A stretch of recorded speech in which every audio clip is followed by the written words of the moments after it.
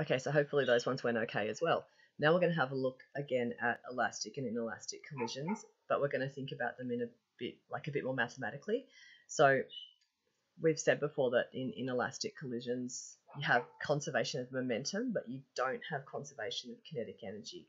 So an inelastic collision is when things basically stick together.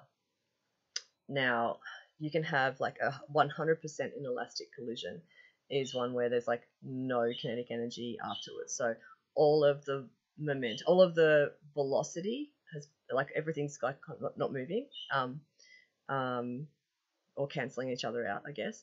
So there's no kinetic energy. It's all been transformed into other types of energy. So think of two things slamming in together, they completely stop, and instead you've just got like a whole lot of sound and light and deformation energy instead. So that would be a 100% inelastic collision, but you can have degrees of that. So you can have like, it's almost inelastic or it's partially inelastic.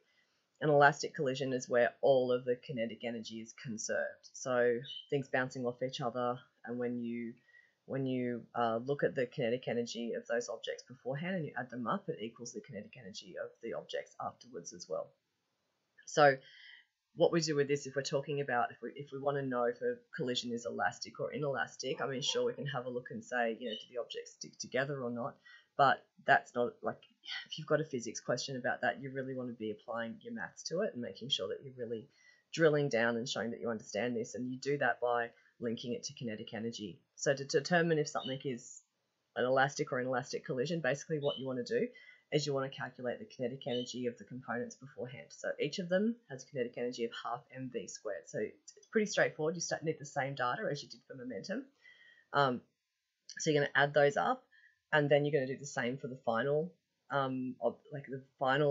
situation. So whatever the kinetic energy of the final, objects are, and then you're just going to look at those and compare them. If it's the same amount, so if the amount of energy that kinetic energy that you started with is the same as the kinetic energy that you finished with, then it's an elastic collision. And if there's a difference, and in this case, you would assume then that the kinetic energy afterwards is going to be less, because during that collision, let's assume that a lot of that energy gets transformed into other types of energy, then that would be an inelastic collision. So when you get a question asking you this, it's actually code for calculate the kinetic energy, and see if the amount has changed. So you've got a couple of questions here. Once again, just go have a look at the solutions, go through the actual work solution for the first one, and then have a go at the second one. Basically, you're just going to be calculating the sum of the kinetic energy initially, and then the sum of the kinetic energy finally.